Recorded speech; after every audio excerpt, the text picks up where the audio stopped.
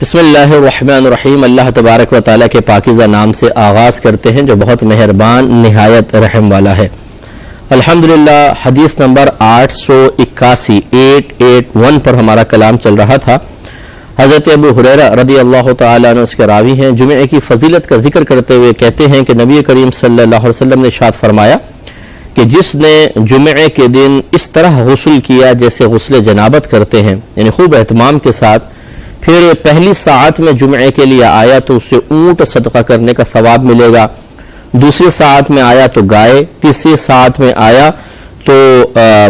سینگ والے مینڈھے کا صدقہ کرنے کا ثواب ملے گا، چوتھی ساعت میں مرغی، اور پانچویں ساعت میں انڈا صدقہ کرنے کا ثواب ملے گا۔ اور لیکن فرماتے ہیں اس کے بعد پھر فرشتے اپنے صحائف لپیٹ کر واز سننے کے لیے آ کر بیٹھ جاتے ہیں۔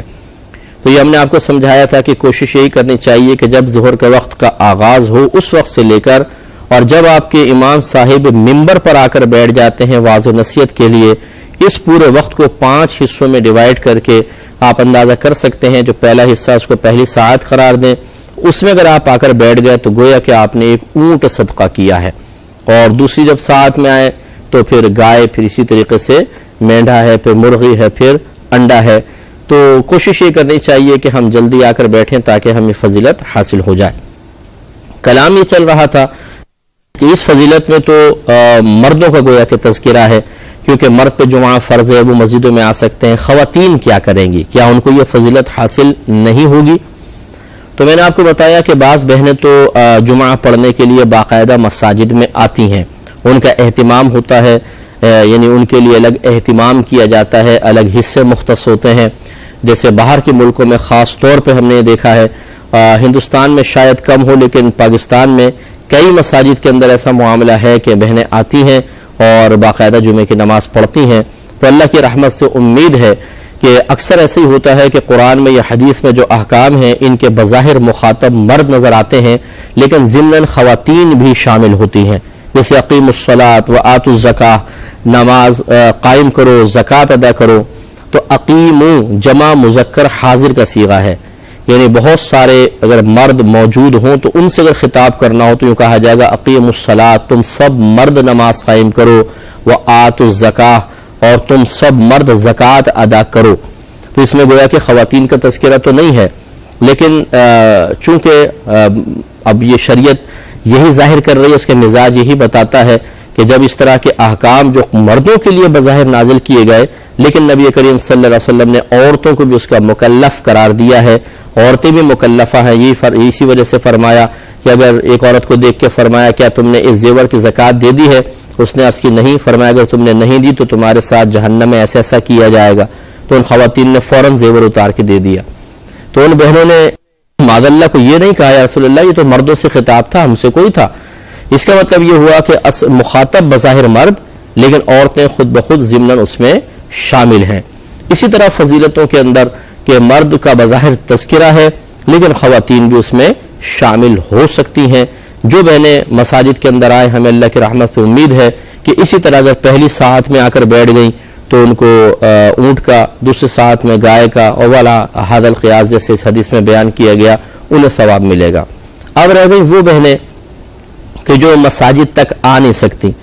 اگرچہ اہتمام ہے لیکن گھر سے منع کر دیا گیا ہے، یا گھر میں ایسی مجبوری ہے، کام وغیرہ ہے کہ وہ جمعے کے لیے نہیں آ سکتی۔ ویسے بھی عورتوں میں جمعہ فرض نہیں ہے، وہ ظہر کی نماز پڑھیں گے، یا پھر وہاں کوئی قریب ایسا اہتمام ہے ہی نہیں، کوئی سلسلہ ہی نہیں ہے، تو کیا وہ اس فضیلت کو پائیں گی یا نہیں پائیں گی؟ تو یہ اچھی طریقے سے یاد رکھیے کہ فضیلتیں قیاس سے ثابت نہیں کی جا سکتی، یہ سماعی ہوتی ہیں۔ ہم اگر نبی کریم صلی اللہ علیہ وسلم سے سنیں گے تو بس ہم کہیں گے ایسا ہے، اپنے پاس سے کوئی ثواب یا اپنی طرف سے کوئی فضیلت ہم نہیں گھڑ سکتے ہیں یا اس کا حکم نہیں دے سکتے ہیں کہ ہاں اگر گھر میں بہنیں ہیں وہ پہلی ساعت میں ظہر پڑھ لیں تو یوں ثواب مل جائے گا، دوسری ساعت میں یوں نہیں۔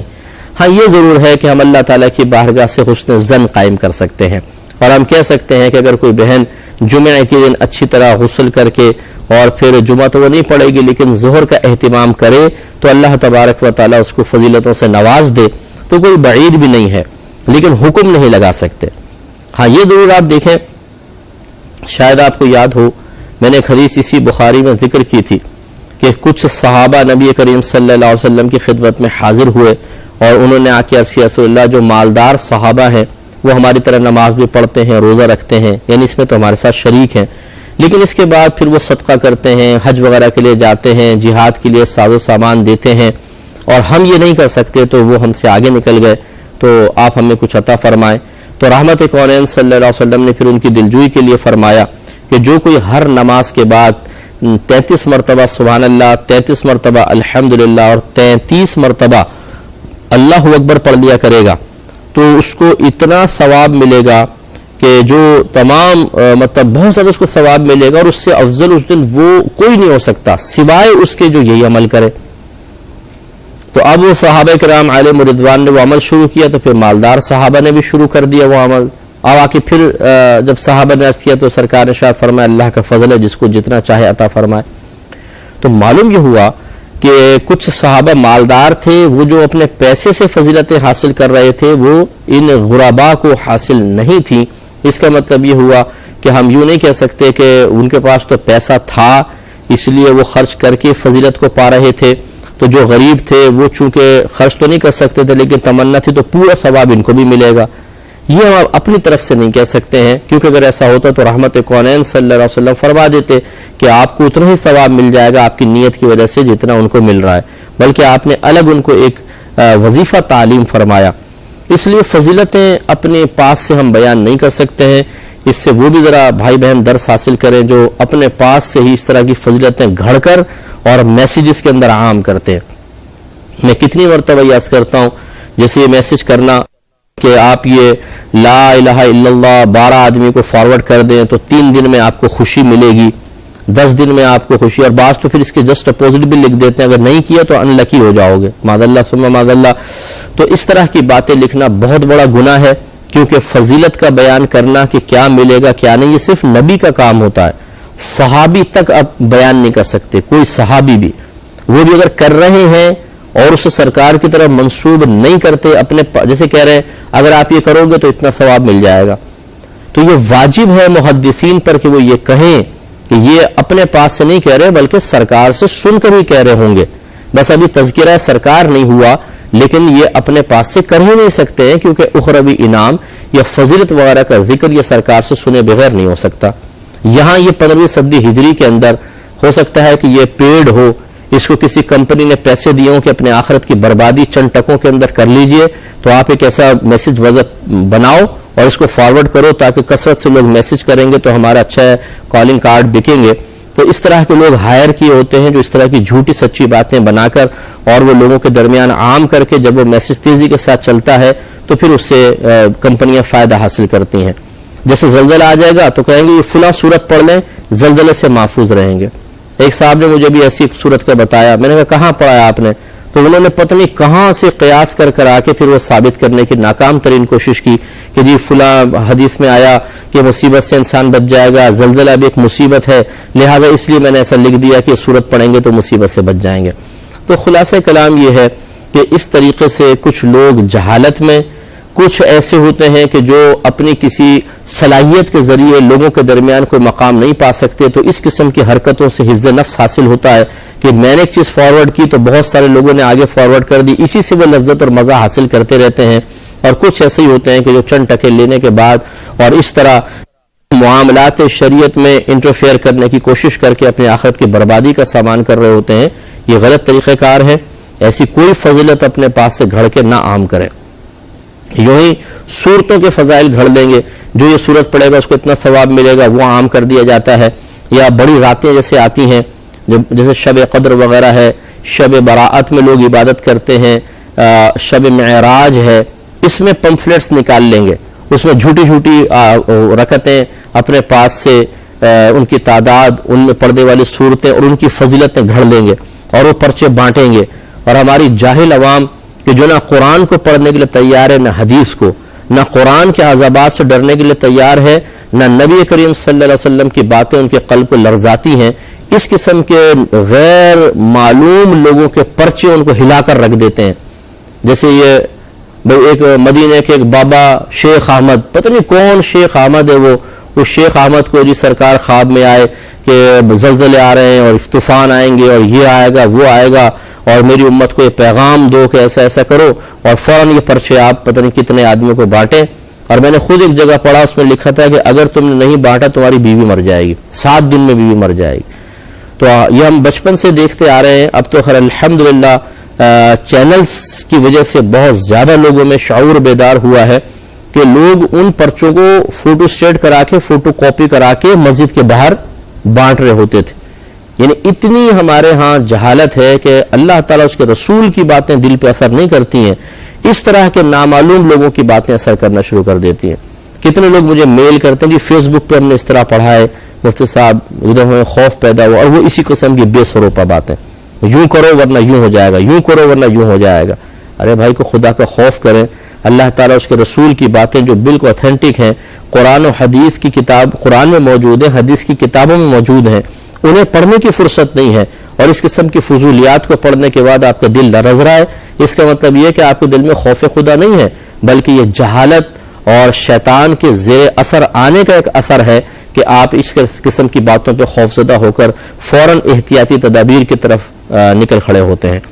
یہ بالکل ایسے ہی ہے جیسے کوئی ایک دم آپ کی گلی کے اندر آ کے اعلان کرے زلزلہ آنے والا ہے باہر نکل آؤ، تو آپ سب کے سب اپنے گھروں سے باہر نکل آئیں. پتہ چلا کوئی زلزلہ نہیں آ رہا تو برا بھلا کہہ کے چلے جائیں. پھر وہ کہے زلزلہ آنے والا ہے باہر نکل آؤ، تو پھر سب کے سب باہر نکل آئیں.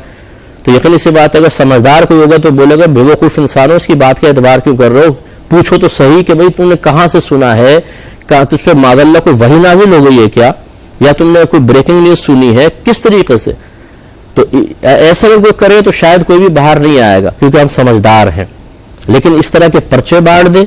اور فیس بک وغیرہ پر کسی وال پہ کوئی ایسی چیز نظر آ جائے تو ساری سمجھداری ہوا ہو جاتی ہے. وہاں ہم کہتے ہیں نہیں یار دل میں خوف خدا ہے ہمارے، ہم ڈرتے ہیں اس طرح نہ ہو جائے. خوف خدا ہے تو قرآن کیوں نہیں پڑھتے؟ خوف خدا ہے تو حدیث کیوں نہیں پڑھتے؟ خوف خدا ہے تو نمازیں کیوں نہیں پڑھتے؟ گالیاں کیوں بکتے ہیں؟ بد نگاہی کیوں کر رہے ہیں؟ لوگوں کا پیسہ دبا کر کیوں بیٹھے ہوئے ہیں؟ تو یہ سب جو ہے یہ ایک شیطان کا ایک اثر ہے جس کو ہم قبول کر کے اور اس کی اطاعت میں لگ جاتے ہیں. بعض اوقات یہ غلط ہے. لہٰذا اپنے پاس سے ہم فضیلت نہیں وضع کر سکتے. گھر میں جو بہنیں ہیں ان کے لیے یہ فضیلت نہیں ہے، لیکن ہاں حسن ظن قائم کرنے میں کوئی حرج نہیں ہے کہ اگر وہ بہنیں دل میں تمنا رکھتی ہیں کہ کاش ہمیں موقع ملتا تو ہم بھی جمعے کے لیے جاتی اور اس طرح فضیلتیں پاتی، تو اللہ کی رحمت سے امید ہے کہ انہیں ان کی نیت کے مطابق ثواب دے دیا جائے گا. اس میں کوئی حرج نہیں ہے، اتنا ہم کہہ سکتے ہیں. اس حدیث سے ایک بات یہ پتہ چلی کہ اونٹ کا صدقہ کرنا سب سے افضل ہے، اس لیے کہ سرکار صلی اللہ علیہ وسلم نے سب سے افضل کو سب سے پہلے بیان فرمایا، اس کے بعد پھر دوسرا، تیسرا، چوتھا. تو پہلے اونٹ، پھر گائے، پھر مینڈھا، پھر مرغی اور پھر آخر میں انڈا. تو اس کا مطلب ہے کہ اونٹ سب سے افضل ہے، گائے سے افضل اونٹ ہے کیونکہ اس میں گوشت زیادہ ہوتا ہے، یہ لحیم شہیم ہوتا ہے اور زیادہ لوگوں کی ضرورتیں پوری کر سکتا ہے. اس کے بعد پھر گائے ہے، اس کے بعد پھر مینڈھا ہے. اور سینگ والا کوئی ایسا قید نہیں ہے کہ سینگ والا مینڈھا کو اس کی زیادہ فضیلت ہوگی بغیر سینگ والے کے نہیں، یہ ویسے سرکار نے ذکر فرما دیا. پھر مرغی اور پھر انڈا. گویا کہ مقدار جتنی کم ہوتی چلی جائے گی فضیلت بھی اتنی کم ہوتی چلی جائے گی. یہ اس صورت میں ہے جب دو صدقہ کرنے والے ہوں اور اخلاص میں دونوں بالکل برابر ہوں، بالکل برابر. تو اگر ایک اونٹ صدقہ کر رہا ہے ایک گائے تو اس کا صدقہ افضل، اس کا کم افضل. لیکن اگر دو ایسے شخص ہوں کہ جو اخلاص میں کم زیادہ ہیں، مثلا جو اونٹ صدقہ کر رہا ہے اس کے قلب میں اخلاص کم ہے، ریاکاری کے لیے صدقہ کر رہا ہے تاکہ لوگ کہیں گے یار بڑا سخی آدمی ہے، دیکھو ہر ہفتے ایک اونٹ کاٹ کے لوگوں میں ذبح کر دیتا ہے. اور دوسرا آدمی ایک انڈا صدقہ کر رہا ہے صرف اللہ تعالیٰ کی رضا کے لیے، اس کی محبت میں مقدار بہت کم ہے لیکن اس کو زیادہ فضیلت حاصل ہوگی. تو اصل چیز اخلاص ہے. تو یہاں پر جو سرکار بیان فرما رہے ہیں اگر ہم اس میں فضیلت کا پہلو نکالیں اور اس طرح تقابل قائم کر کے نکالیں تو پھر اس کا مطلب یہ ہوگا کہ دو آدمی اگر ہوں اخلاص میں برابر تب ایسا ہے کہ اونٹ افضل صدقہ اور دوسرے کا گائے اس سے کم مفضول صدقہ کہلائے گا. لیکن اگر اخلاص ہو تو پھر بہرحال جس کا صدقہ چاہے چھوٹا ہی کیوں نہ ہو بڑی فضیلت، اور اخلاص کے ساتھ بڑی چیز صدقہ کریں تو پھر نور علی نور ہے. اور جب سرکار نے دیکھیں آخر میں فرمایا کہ پس جب امام نکل آئے تو فرشتے آ جاتے ہیں اور واعظ سنتے ہیں. فرشتے واز سنتے ہیں۔ اس کا مطلب یہ ہے کہ جب آپ مسجد میں آتے ہیں جمعہ پڑھنے کے لیے تو آپ صرف اکیلی مخلوق نہیں ہیں جو بیٹھ کر سن رہے ہیں، بلکہ یاد رکھیں فرشتے بھی ہوتے ہیں، اور وہ کتنے فرشتے ہوتے ہیں یہ اللہ ہی بہتر جانتا ہے، کیونکہ ایک حدیث میں نے پڑھا نبی کریم صلی اللہ علیہ وسلم ارشاد فرماتے ہیں کہ جب اللہ تبارک و تعالیٰ کے ذکر کی محفل ہوتی ہے تو کچھ فرشتے ہیں جن کو سیاحین کہتے ہیں، یعنی سیر کرنے والے فرشتے، سرکار نے فرمایا وہ ایسی مجالس تلاش کرتے رہتے ہیں، اور جب انہیں کوئی مجلس مل جاتی ہے تو وہ اس کو آ کر گھیر لیتے ہیں، اور زمین سے آسمان تک سرکار نے فرمایا فرشتے فرشتے ہو جاتے ہیں۔ تو اس لیے یاد رکھیں کہ اس قسم کی واعظ کی محفل